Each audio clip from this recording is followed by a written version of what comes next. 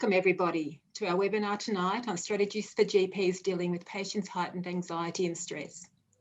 My name is Kathy Tepper. I work for Eastern Melbourne PHN, and this is the second webinar in our series of 4 webinars. I'd like to begin by acknowledging the Wurundjeri people and other people of the Kulin Nation on whose unceded lands our work in the community takes place. We respectfully acknowledge their ancestors and elders past, present and emerging. I'd like to start now by introducing Dr. Jane Crowe. Jane's going to be our facilitator for the webinar tonight. Jane is our GP who works in the eastern suburbs of Melbourne and has been doing so for 3 decades now. Jane is also very involved in development of a Health Pathways Melbourne Pathways. So thank you, Jane. Over to you. Thank you, Kathy. And Kathy and Mari will be helping me behind the scenes with this webinar. So I'd like to welcome you and thank you for attending tonight's webinar, the strategies for GPs dealing with patients' heightened anxiety and stress. A few housekeeping rules. All attendees will stay on mute and the chat box will be disabled. But this is an interactive session, so please type your questions into the Q&A box and press send, and I will ask the presenters on your behalf. Please note this webinar is being recorded and there will be a survey at the end of the webinar, so please hang on after that or stay online for a moment to complete this. It would be really appreciated. So I'm sure we have all seen more patients of all ages with some mental distress over the past 8 months. Health Minister, Mr. Greg Hunt, on the 1st of November said the pandemic has caused isolation, job losses and financial stress for many families, with crisis organisations and suicide prevention services experiencing high demand. The mental health impact of the pandemic is also borne out by Medicare statistics, which show a significant uptake of mental health telehealth services. And at the end of October on the ABC radio, Dr. Ruth Vine, Australia's first Deputy Chief Medical Officer for Mental Health, said Beyond Blue has seen a 67% increase in calls for September-October compared to the same period last year. The Kids Helpline has shown a 61% increase in calls. She said there's been no demonstrated increase in suicide rates. And the Victoria Emergency Departments report that over the last 3 months, there's been a 25% increase in presentations for self-harm, mostly young people, and an increase in eating disorder related presentations. So considering all this information, I'd like to present all of our speakers tonight and thank them for coming along. The first will be Dr. Hemlata Ranga. She's a psychiatrist and she's a General Inpatient Care Program Director at the Melbourne Clinic. Dr. Ranga has over 20 years of experience in psychiatry in both the public and the private health sector, including area mental health services and forensic care. And after Dr. Ranga will be Dr. Anne-Marie Keogh and Tanya Cottrell. Anne-Marie and Tanya are from St. Vincent's Hospital, the St. George's campus, and they represent the newly formed Healthy Ageing Service run by Eastern Health and St. Vincent's. And they're here to talk about the impact of COVID-19 on older adults. So Dr. Keogh is a consultant psychiatrist of old age. She's been practicing the acute public health sector for over 2 decades and is looking forward to working more closely with the primary care sector as the lead clinician for the Healthy Ageing Service at St. Vincent's. And Tanya is a mental health nurse who has been working in community mental health with older adults for a number of years. And as part of a pilot program, Eastern Melbourne PHN has been running in Boroondara over the last 6 months. Tanya has seen some benefits with this new model of care for both older adults and GPs and is looking forward to expanding the program. And our last speaker for tonight will be Beck Elliott, she's the mental health and alcohol and other drugs practitioner at the EMPHN Referral and Access Intake Team. So I'd like to now present Dr. Ranga, who will talk about the impact of COVID-19 on the mental health of young people. This is an interactive section. Please put your questions in because we rely on, on your interaction to help this. Thank you.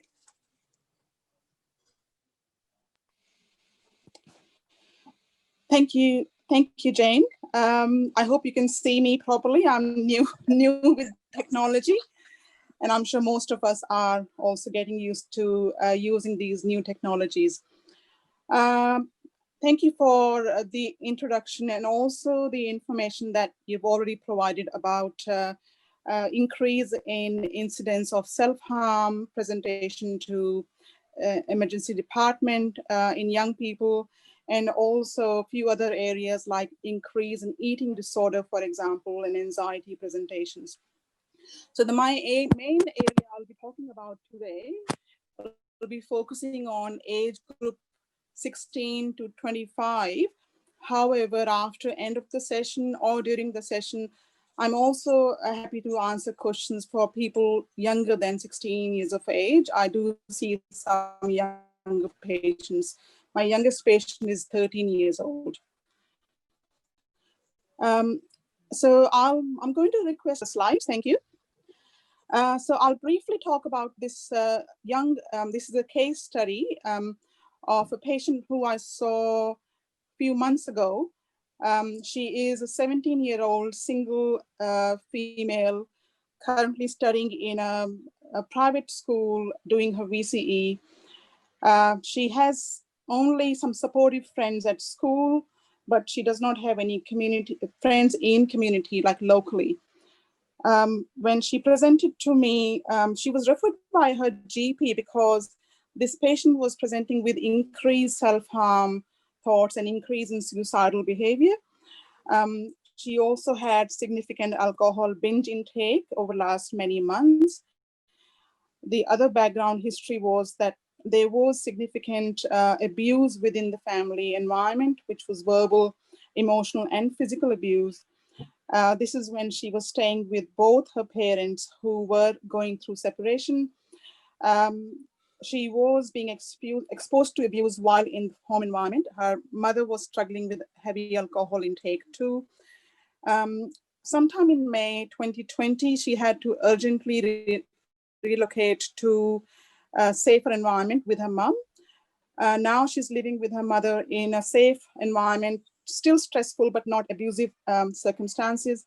She is parentified because she is taking care of her mother. School has been supportive, but when the school was on, she missed school quite a bit. Since COVID-19, the school attendance has gone down, and she has needed supporting documents for special consideration for her attendance and her performance in exams. Thank you. Next slide, Mary. Thank you. So in this girl, when I assessed her, I diagnosed her with PTSD and major depression.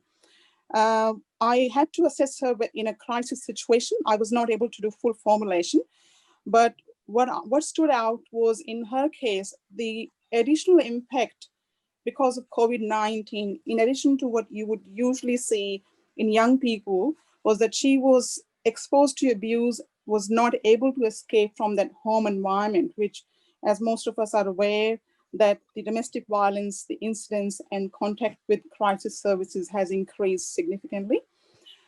The way the abuse was happening, both the mother and the patient did not want to involve police because of various complex factors. Because the patient was not able to attend school in person, she did not have any supportive network, which was usually of her friends. And because there was no local friends available, there were significant restrictions because of COVID. As I mentioned, she was quite isolated from her usual friends. Her academic performance had gone down significantly, and because of uncertainty around the school, changes from online study to return to school and then return to online studies, which we know happened early this year, caused her a lot of confusion. There were more worries about her future plans in terms of her future studies, vocation, and career options. She was studying online, but she was finding it very challenging because of her PTSD and depression to concentrate on online, as well as being watched by many people on screen because of the Zoom studies. Next slide, please, Mary. Thank you. Now, young people, usually I know that they can be reluctant to start medications. She was not keen for meds and she was very fearful of side effects. She was struggling to attend telehealth sessions because of many reasons. Anxiety was one of the most prominent reasons. Fear of stigma, fear of judgment, were some other reasons. And in general, feeling frustrated with telehealth sessions because she preferred face-to-face sessions, which were more personal. She was also not able to attend any psychology sessions because, as we know recently, psychotherapy sessions have, although they have been increased, but I'm finding it very hard to find psychologists for my patients. And so she was struggling with limited availability. So just very briefly, as I mentioned in her case, sorry, I think there's a bit of a repeat of some of this history here. Marie, could you move to next slide, please? Thank you.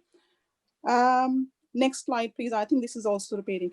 So I'm going to talk in 3 areas. So first area was what to do in these situations about diagnostic clarification and formulation, which we did in this scenario. I spoke to the psychologist. I spoke to the mother for family collateral information, spoke to GP in detail, and we discussed about medications, psychotherapy, and support for her. Next slide, Marie. Thank you. For young people, again, depending on their age, especially if they are 13 to 18, I do believe that I need to involve family or next of kin, especially the parents. And it's a fine balance between breaching confidentiality and also keeping the young person safe. So I had to negotiate with this young person about the treatment plan. And I had to also focus on families or mother's own anxiety about patients' well-being. Next slide, please. Lastly, in this slide I've mentioned, and I'm happy to take questions, I do believe that all of us, including GPs, specialists, mental health clinicians, we need to take care of ourselves. It's a very challenging time. Depending on our level of expertise, we may or may not be comfortable prescribing medications or recommending some treatment options. We need to make sure that we have our team and peer support. Finding private psychiatrists for appointments has been challenging, and I'm happy to talk a bit more about that. And usually the backlog in crisis team, revolving door if they are sent to the triage, the young person. And because of, as I mentioned, all systems are quite busy at the moment, and the panic usually sets in among GPs or medical staff. Lastly, I will talk briefly about how to manage your burnout. Thank you. Thank you for that. I'm happy to take questions now, Jane. Thank you. So please put your questions in the Q&A box. Hemlata, that is a very challenging and complex case. I'm feeling quite overwhelmed if this patient were to come to see me on the first time. I suppose a few comments. First of all, I'm seeing my sense is that PTSD is a very much more common underlying cause or condition for a lot of these seriously mental health patients. My question is, okay, when you spoke to the GP, what's the role of the GP in working with you in this situation? And the other question is, if before they get to the psychiatrist, which will take sort of 8 weeks or 10 weeks to get an appointment with you guys for the first one, what's the place of antidepressants if we really think that they may help? We're told about increased suicidality in young people. So how can we be safe in prescribing an antidepressant in a young person? So my clinical experience is that, yes, in young people, especially if they are very anxious or agitated, then it's important not to straight away start them on SSRI or the usual doses of SSRI or SNRI. I try to use a short-acting benzodiazepine because my clinical experience is serotonin increase can make the agitation higher. It can actually increase suicidal thoughts and cause confusion between is the anxiety because of primary diagnosis or side effect of medication? My clinical experiences are often GPs usually would start with, let's say, sertraline 50 milligrams, hypothetically, which is usually the lowest dose. But usually patients straight away start feeling more anxious, agitated, struggle to sleep. So in those cases, I have then gone down to 25 milligrams with a short-acting benzodiazepine in the background, as long as that's monitored by a parent at home. Typically, I use oxazepam or lorazepam. It's short-acting, and risk of complications in case of overdose is also lower compared to, let's say, diazepam, for example. Very rarely, depending on the patient's needs, I also use other medications, which is like Seroquel, 12.5 milligram, which is a very small dose.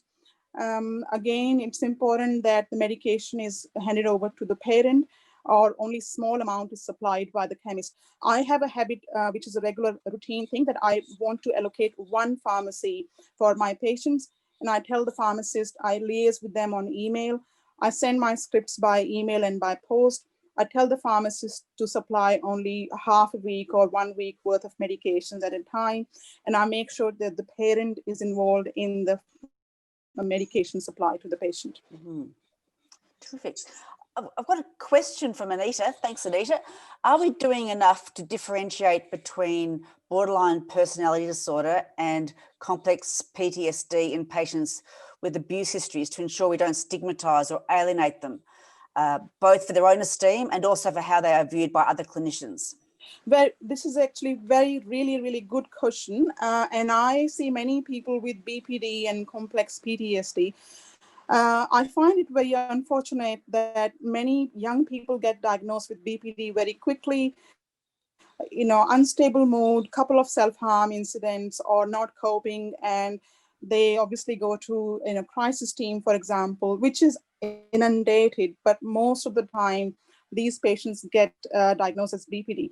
My experience is that actually this is not BPD. This is a young person who's struggling with their at this age, they're not mature. They're still learning how to cope with various emotions. Especially in COVID-19 situation, there's more uncertainty in their future. There is quite a bit of trauma in the family background, limited support. So my assessment always usually indicates that it's not pure BPD, but if there are so many variables around these young people. I strongly believe that diagnosing BPD in a young person, unless it's very obviously indicated, I think it causes massive damage to the young person, creates stigma, and it becomes a revolving door with local crisis team. I have seen young people who are in LGBTIQ group, hypothetically, struggling with identity, and they get really labeled as BPD, which really makes me upset. And yes, complex PTSD is actually one of the common diagnoses in these young people. And when you look at the difficulties they're going through, I think over the next couple of years, we will see more and more complex PTSD diagnoses. So would they have a better prognosis being a complex PTSD? I mean, the BPD, once it's on the patient's history, and they've got insurance reports coming down 10 years later, it just kind of gets stuck with them. So is there a time as an age we should be doing BPD as a diagnosis? So BPD usually, it's preferable to diagnose it usually after, any personality disorder after 18 is a preferred time. At the same time, you can't diagnose BPD in 1 or 2 sessions. You need to have a chronological history. You need to get to know the patient. If a patient is acutely unwell, I would never diagnose them with BPD. I would spend more time clarifying the primary diagnosis. Typically, it could be as simple as anxiety, but very anxious patient. I have seen a patient recently who actually has schizoaffective disorder, but has been diagnosed as BPD last 3 years, and she's 18 years old. And now she's doing much better on antipsychotics and stuff. So I would delay the diagnosis of personality disorder until the primary diagnosis is clear. And once that's treated, then I would look at personality features. And sometimes they don't have BPD. They could be just some traits of borderline type, but that improves with help of therapy and treatment. Thank you. Now, Nusrat has asked the question, could we start the patient on 10 milligrams of propranolol in these scenarios? Yes, that's a good plan. Again, another thing which I do in young people is, which is very important, I do all baseline investigations. So that includes full blood, liver, kidneys, iron levels, vitamin D, B12, especially because eating disorder is also not uncommon in this group. And I found that many of these young people either have low iron or low vitamin D, or thyroid is, unstable. And that fixing those things also actually help with their anxiety. Sometimes just giving them reassurance about those tests helps. ECG is very important. So baseline ECG, you must do it in young people because medication side effects can cause problems. So yes, beta blocker, 10 milligram propranolol is a good idea. Explain to the patient about potential hypotension, dizziness, and obviously make sure the father or mother or next of kin is monitoring the medication, because in overdose that can be high risk. Beta blocker. For this sort of patient, if there's no private insurance or they go through the public system, that can be really challenging for patients to access. I find, I'm not sure how the audience finds it, but how do GPs refer to the public system for a patient like this? So you don't need private health insurance for outpatient private appointments. So outpatient private appointments are still covered by Medicare, and there's a fee which the patients would need to pay if the psychiatrist is charging gap fee. I do acknowledge that there are not many psychiatrists who bulk bills, unfortunately. I am one of those psychiatrists who does bulk bill, but I am often chasing my tail, trying to, reviewing young people. Referring them to public sector, usually it would be either Headspace. The other options would be, if they're in crisis, having psych triage involved and crisis team assessment. If they are acutely at risk, then going to local emergency department or having ambulance involved is the way to go. Mm-hmm. Thank you for that. So what is the role of the GP for this patient that we're co-managing? So this, once I assessed this patient, my immediate plan was that she needs to have some degree of decrease in her arousal. She was not keen for medication, but she agreed to start low-dose benzodiazepine, and I was able to convey to the GP that this is the diagnosis, these are the current risks, and I would like GP to see her more frequently, even if it is 5 minutes appointment, 10 minutes, and prescribe her that low-dose benzodiazepine, have the family involved. Also refer the patient to a psychologist, which can be done again through mental health care plan. And as we know, there are more number of sessions available at this stage, extra 10 sessions, I think. I also make sure that the GP has my contact details if they need to contact me in some kind of crisis. I try to avoid giving my details to the patient directly because that becomes extremely busy. Yes. Yep. So in general practice, we're very wary about prescribing benzodiazepines to anyone. So how long can you safely prescribe a benzodiazepine to a young person has depression, anxiety, complex PTSD? So usually I would not go beyond 1 to 2 weeks of short-acting benzos.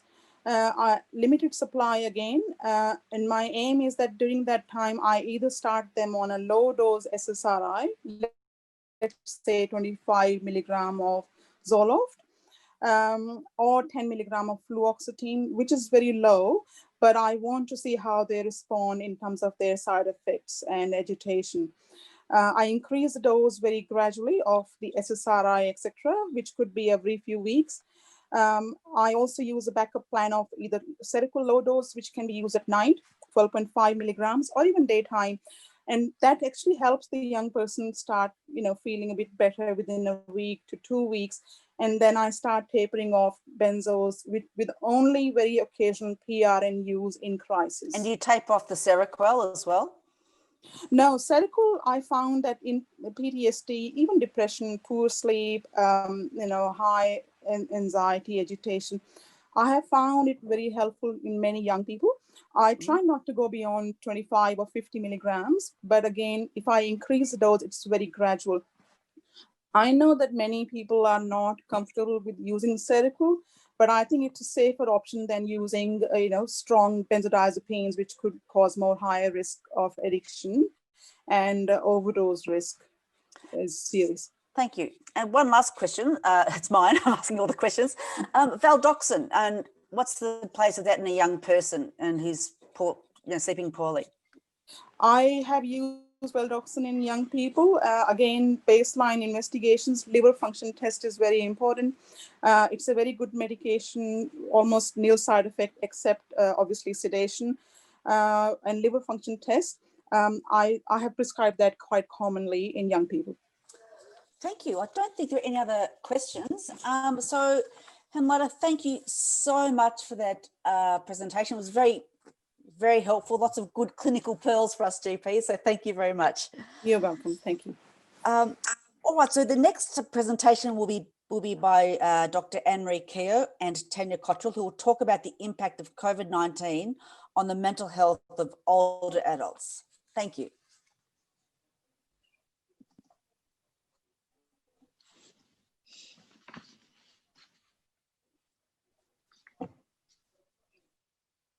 Thank you for that, Jane.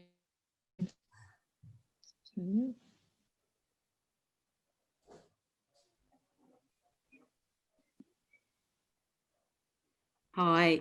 Hang on one second.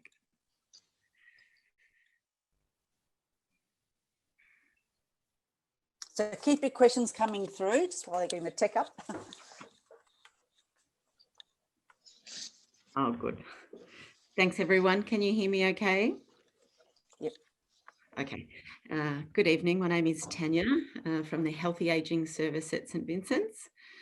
Dr. Keogh and I are here this evening to present some information to you about the impact of COVID-19 on older adults' mental health.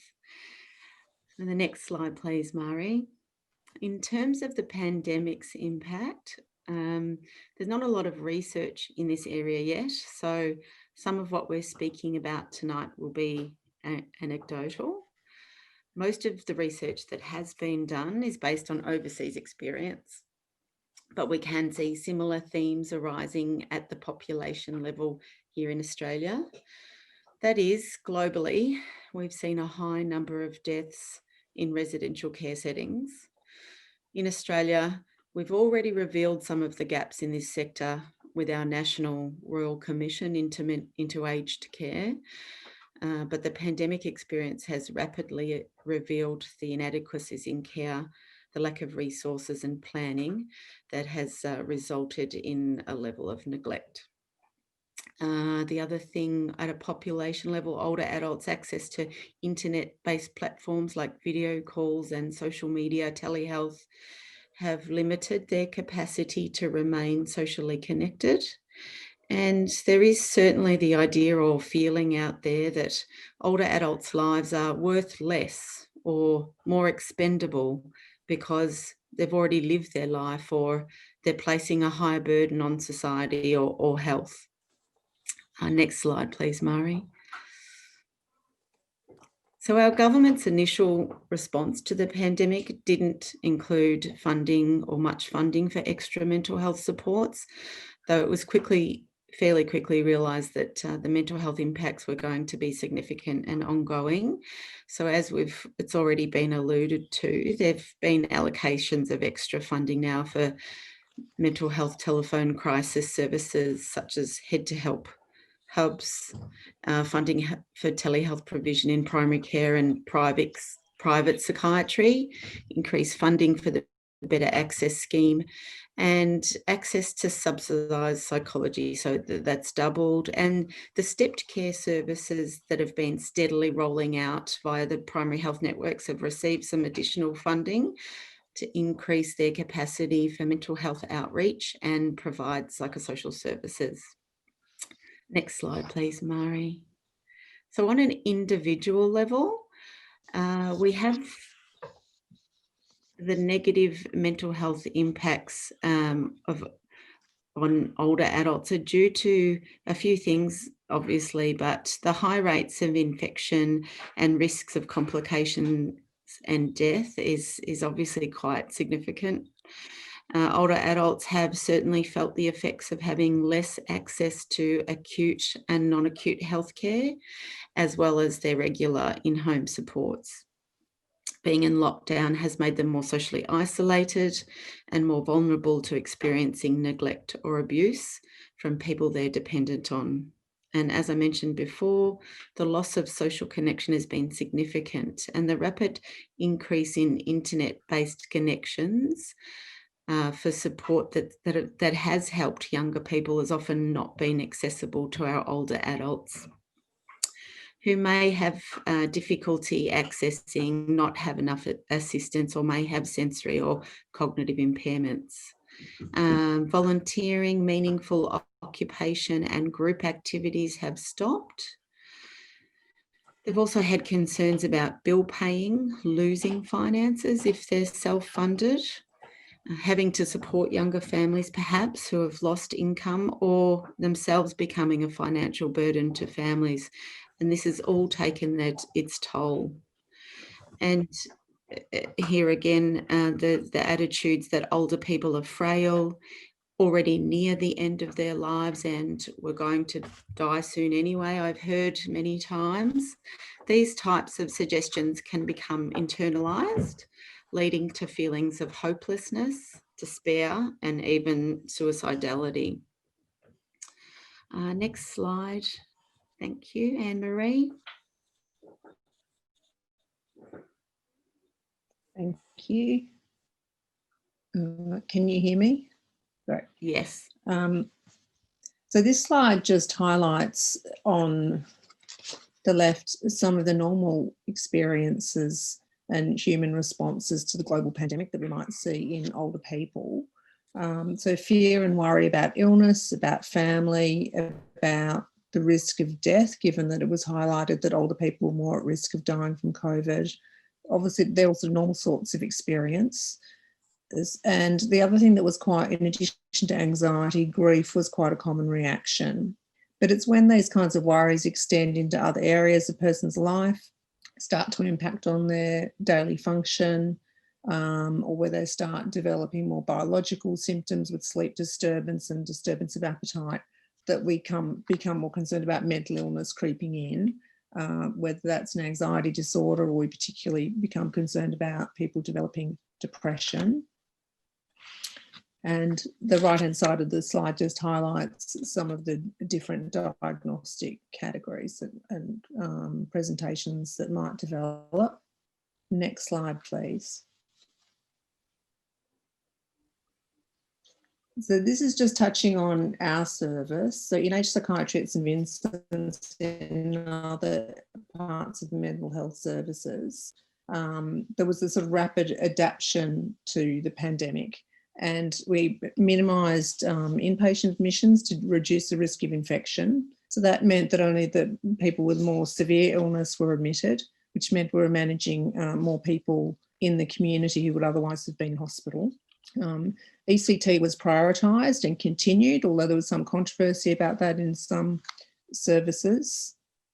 And outpatient ECT was also able to be continued. In terms of the referrals, the referrals to our community team decreased quite dramatically in the first lockdown around the fear of infection and the high degree of uncertainty sort of about the illness at that time, which meant that less people were seeking help themselves. They were less likely to want, community nurses or psychiatrists to come into their homes. And they were, I understand, attending GPs far less often, who otherwise would have been referring to us. And our service, like many others, had to scramble to enable video consultations and improve electronic communications, partly to allow some work from home and partly to be able to assess patients remotely. And there were some limitations with that in the older population, which Tanya sort of touched on. as with the rest of the hospital, there were a lot of changes with the staff as well. So the teams were divided into two to avoid the risk of the entire team having to be furloughed if someone developed COVID. And there was quite a lot of working from home, which we hadn't done previously, to improve social distancing as well. But now our outpatient rate of referrals, as well as our inpatient admission rates, have all returned to pre-COVID levels. They're pretty much just at those pre-COVID levels, but we're anticipating that there's likely to be higher rates of referrals as older adults continue to struggle to adjust to what's happened and to the ongoing, changes to everyday life. Next slide, please. So these are just three very brief cases that I'll mention, different ways in which COVID impacted on people's presentation. So the first was a 66-year-old gentleman. He was single and living in social housing. He was fairly socially isolated and had a borderline personality disorder. He also had a history of heavy alcohol use in the past and intermittent binging with alcohol, and it's a heightened degree of impulsivity due to some alcohol-related brain injury. Over many years, he'd made impulsive suicide attempts, not particularly frequently, and he'd have years where he was relatively well functioning. But in the context of the pandemic, the things that sort of supported him in his life, which really were his routines. He had a part-time job that he enjoyed. He enjoyed going to the local pub every Friday afternoon. And would have a pattern of walking to his local shops regularly. So all of that just sort of disappeared. And that led to him presenting again in crisis, requiring admission. He had a couple of suicide attempts over the course of this year and didn't really get back to his baseline and has since moved into supported care. The second patient was a lady in her 70s who had been fairly high functioning, but had some sort of obsessional personality traits. And in the context of the pandemic, she developed a first episode of psychotic depression and incorporated into her delusional system. She had a hypochondriacal delusion that she'd contracted COVID-19 and couldn't really be reassured about that, and was repeatedly requesting COVID swabs. And this is something that's been seen across history, depending on what's happening historically at the time. People will incorporate the current events into their delusional system. The third patient was an 80-year-old Chinese national who was in Melbourne visiting his daughter whilst his wife remained in China managing their business. So then he unfortunately had this enforced prolonged stay in Melbourne and separation from his wife, which resulted in him developing a major depressive episode, which wasn't responding to community treatment, and which worsened into psychotic depression, needing inpatient treatment and ECT. And we sort of estimated that at least 50% of the patients we saw, and probably a higher percentage, that the pandemic was having a very significant impact on the way in which they presented or why they presented at that point in time. Next slide, please. Thanks. I also just wanted to highlight some of the ethical considerations for us as clinicians when we are looking after older adults, and these have become more apparent to us all, I think, during the pandemic. So the closing of hospital wards in preparation for an influx of infected patients meant that access to acute beds was further rationalised, and this forced triage systems and individual medical officers to make decisions about inpatient treatment based on things like life expectancy, objective ideas about quality of life, existing cognitive impairments, comorbidity, etc.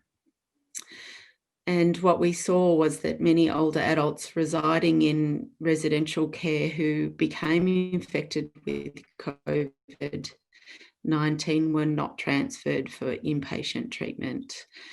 And unfortunately, their care in the facilities fell below acceptable standards at times, with less staff and limited PPE and inadequate training and preparation.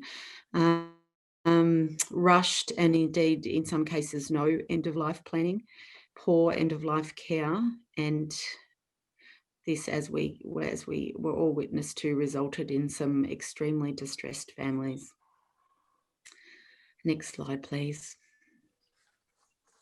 Thanks, Tanya. This slide is just highlighting some of the things that we'd be looking out for and that you would, I assume, be looking out for in general practice when you're reviewing older adults, things that might warrant further investigation or referral. So things for people within aged care facilities or at home, withdraw from their usual activities, and also noticing whether people are avoiding resuming usual activities as things are opening up. Any sorts of changes in behaviour and appearance, really, so that could be more to do with sort of self-neglect or agitation.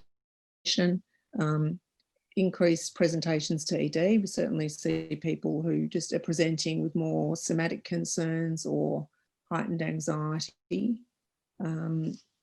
I think to be very aware of people, older people who we already know are coping a bit marginally, or normally cope a bit marginally, or are a bit socially isolated, because they're certainly more vulnerable at this time.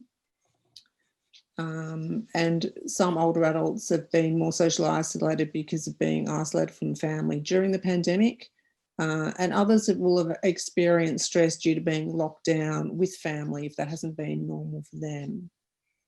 Carer burnout has been quite significant, carer burden and carer burnout, for a variety of reasons. So I think to be very aware of families expressing concerns, and also in talking to older patients, asking them sort of how their family's going.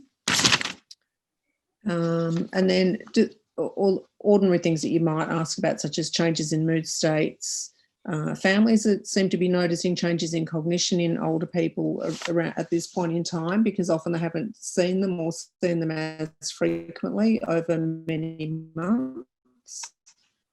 And then if people are experiencing prolonged grief or distress, that's something to watch out for. Next slide, please.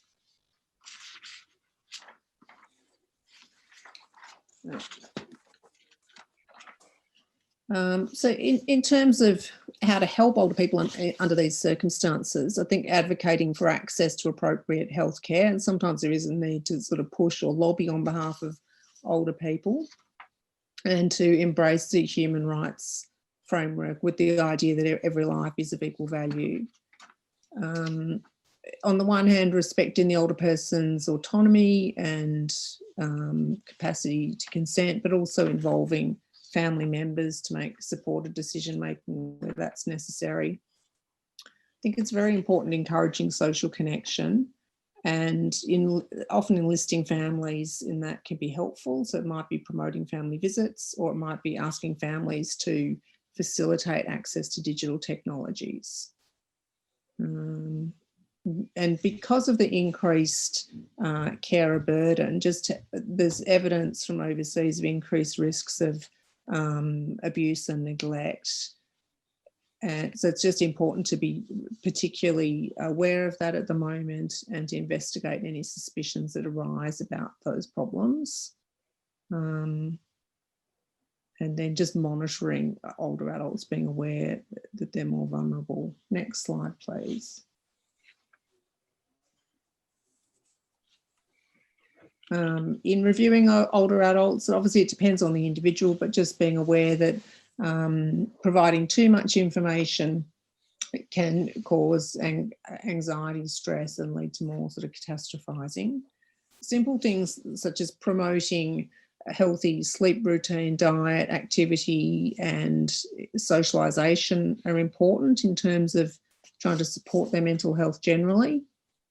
Encouraging stimulation, and if they are anxious, simple techniques such as breathing techniques, muscle relaxation techniques can be helpful.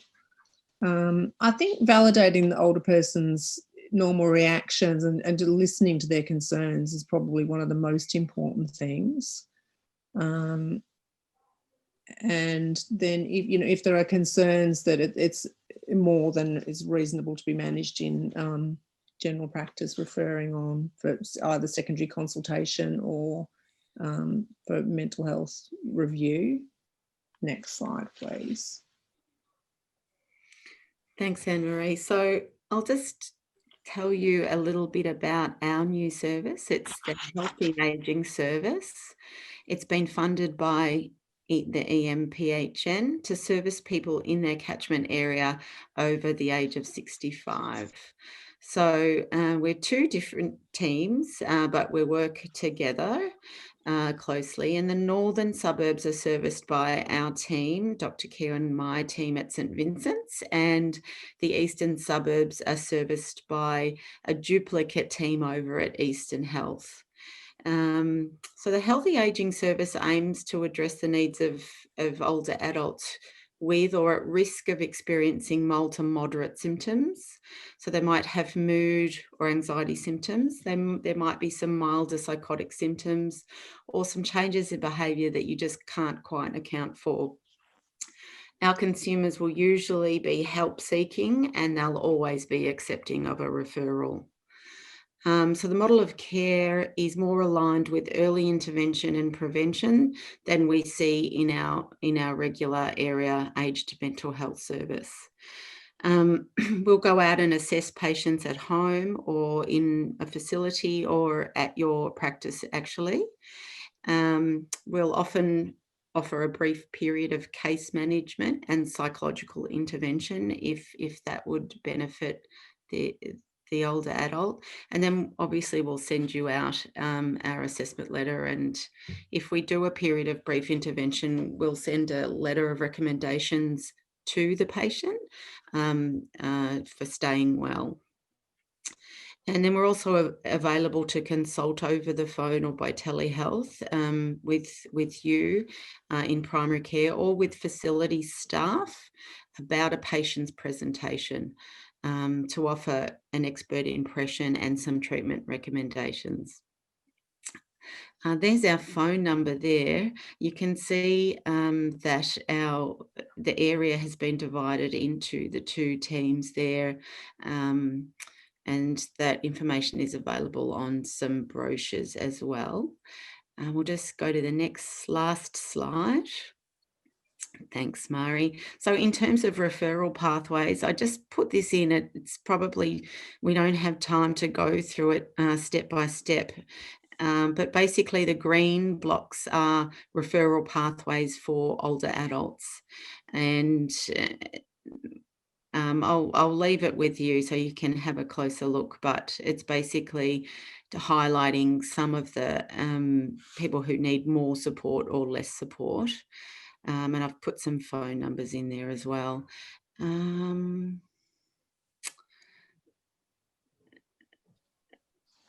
can't actually really even see that to talk more about it. So I'll leave it to questions if anyone's got some questions. Just the next slide shows our references. And if anyone has any questions, we'd be happy to take them.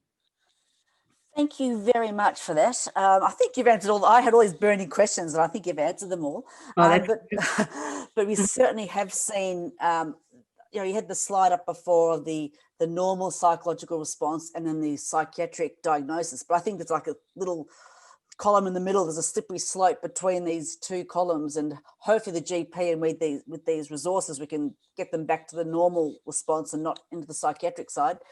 But I suppose I'm just telling my patients also just turn off the media. I mean, I found they were glued to the media and constant angst and worry and the numbers and 24/7. So I found that was very debilitating for patients and myself, I must say. Yes. So, Yes. Are there any questions for Tanya or Anne-Marie? I think it was a terrific presentation. Thank you so much, but I really do think you answered a lot of the questions we had. And just for our attendees, a lot of these resources will be sent out to you by email after the presentation the next hour or so. So thank you very much. It was terrific. Now, I would like to now present Beck Elliott, who will provide us with some mental health resources. Hi everybody, it's nice to be here. Let me just get my screen happening for you all.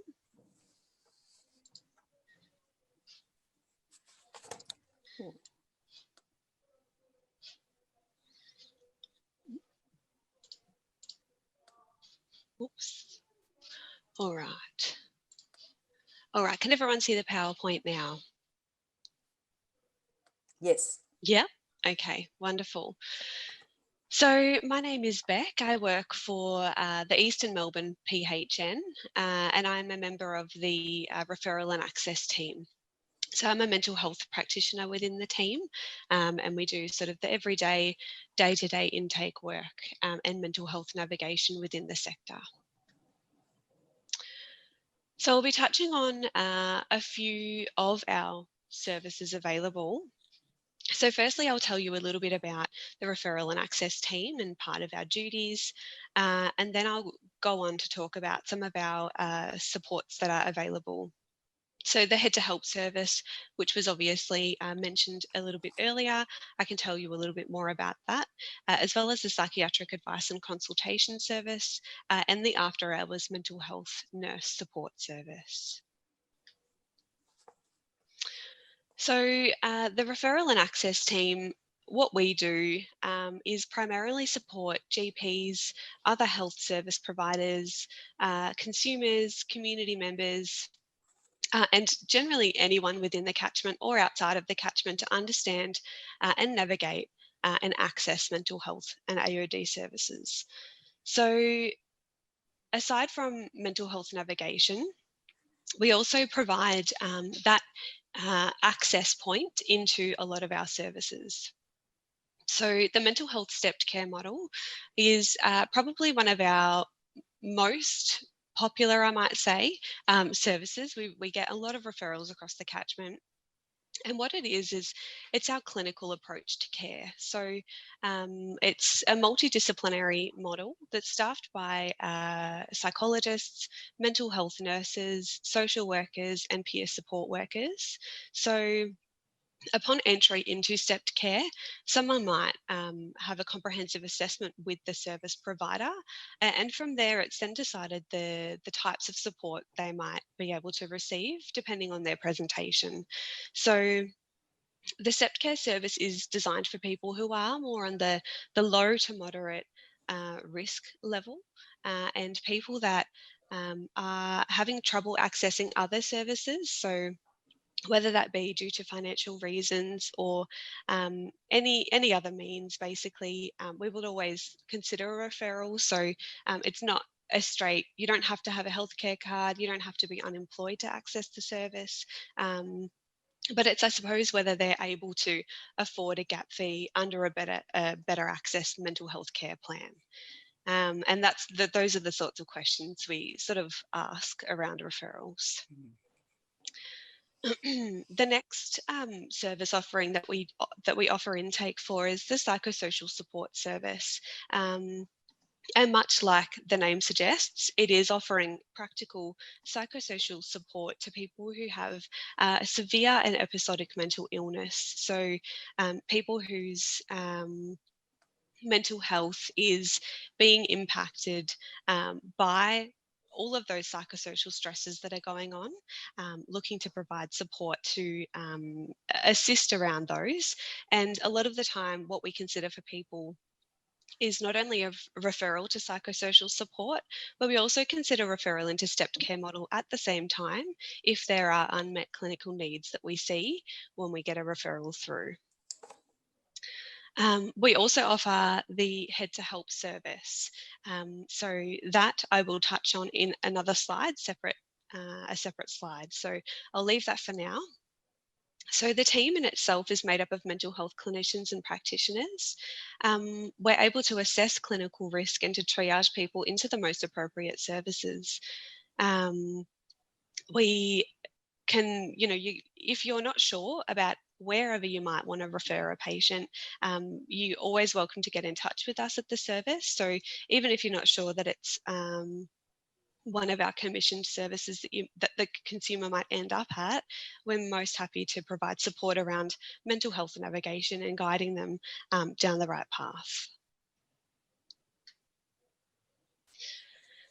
So as mentioned, we are now offering the Head to Help service. So it is a statewide service available to all Victorians, and it's delivered by the 6 Victorian PHNs. So it's quite exciting because PHNs have never previously worked together. So this is something that has been implemented. So the phone number, if someone calls it, they put in their postcode. They're then redirected to their local PHN, which is good because it provides a more localised response, and people can, you know, whoever the person is speaking to is probably from the area and has a good breadth of knowledge of services that are available. As part of the Head to Help service, predominantly is mental health navigation from our perspective and our role. The response is consistent across the state as we utilise the same sort of model. And the decision support tool really supports us and guides us to explore presenting needs, looking at risk, preferences of the consumer, you know, mental health history, all of those sorts of things to consider what next. Support options that we might consider at the end of an assessment with somebody on a Head to Help call. Depending on the presentation of the consumer, it might look like low intensity self-help support, so referring people back to apps or forums or websites. Also looking at publicly funded community health supports. So as part of the Head to Help funding that's been made available, there's also the mental health. They're being referred to as clinics by the government, but we're calling them hubs. So the hubs are essentially they're a scale up of our stepped care model. So again, it's working on that same model of care, looking at supporting people who don't have the means to access support elsewhere, or who do require a bit more of an intensive support than perhaps a mental health care plan may offer. So there are all things that we sort of cover over and consider as part of our assessment process with people. Just one thing actually to note on Head to Help is that it's not going to take place of a GP consult or a mental health care plan. That may very well be something that we would recommend at the end of an assessment. So that's important to acknowledge that the role of the GP is still really really important there, and we often send feedback to GPs after we've had an assessment with somebody to advise of what it is that we've recommended. Next, I will talk about the Psychiatric Advice and Consultation Service. So we fondly refer to this as PACS because it's a bit of a mouthful. So it's a partnership between the Melbourne Clinic and the Eastern Melbourne PHN. So its purpose really is to support GPs in the care of their patients. So psychiatrists, what happens is if you call the number, psychiatrists are able to deliver secondary consults with GPs in order to help and inform patient care.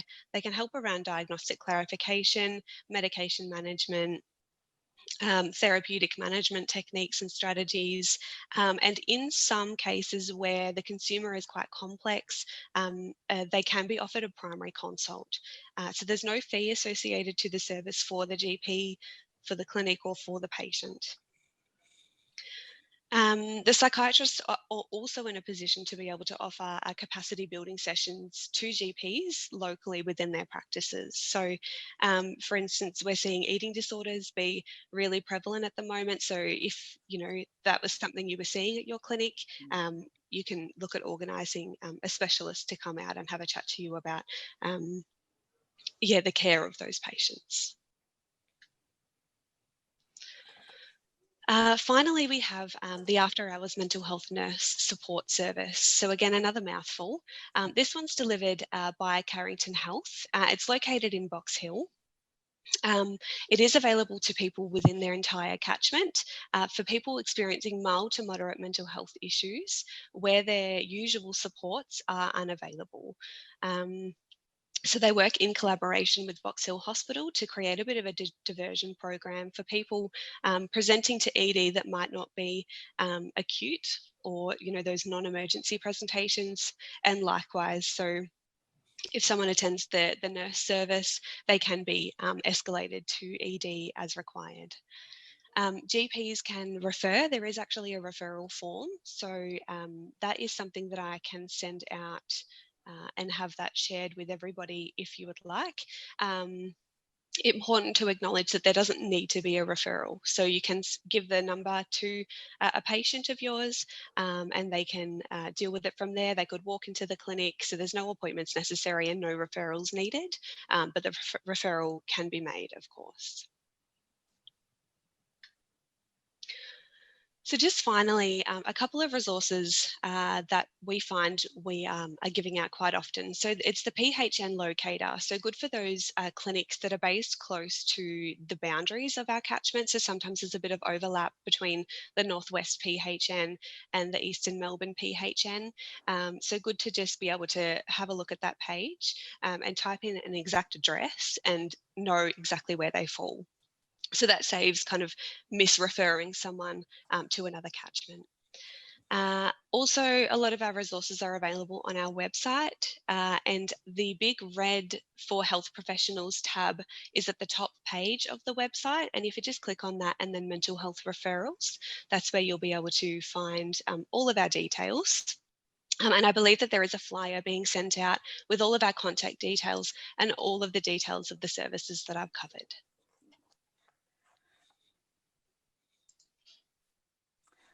Thank you. I've got one quick question. We're a little bit behind time, but sorry, I was trying to race through. No, it's fantastic. Thank you, Beck. Nusrat was asking, does any of the support services provide outreach mental health nurse support, like before the introduction of a stepped care model, that GPs could directly refer to a mental health nurse, maybe? So they do have some limited capacity to provide outreach where it's indicated it's clinically required, but they are a very busy service. So it's not something that they tend to do often, is my understanding. So in terms of sort of core work, then I suppose I would say stepped care probably doesn't provide that sort of mental health nurse outreach. It's more clinic based at this point, just due to capacity, unfortunately. Thank you, Beck, for those resources. They'll be very helpful for GPs. And remember, this will be sent out to the attendees. So thank you so much. No problems. So just a reminder that there is a COVID-19 mental health page in the Melbourne Health Pathways. It's a great resource. I'm not sure if there's a slide there, Kathy, but if you need help with potentially suicidal patients or some strategies to provide your patients, even issues related to family violence or substance abuse. So all the mental health resources are listed there. It's a terrific go-to page. It's practical, it's easy to access, and a point of care information for GPs. If you don't have access to the health pathways, please go to Melbourne. There might be another slide here, maybe, Kathy. Please go to Melbourne, maybe not, melbourne.healthpathways.org.au, and you press the request access button, or you can email info@healthpathwaysmelbourne.org.au. They might be able to go into the chat maybe. And if you're viewing this from outside of Melbourne, there are regional health pathways that will have your local referral resources embedded in them. So that brings us to the end of this webinar.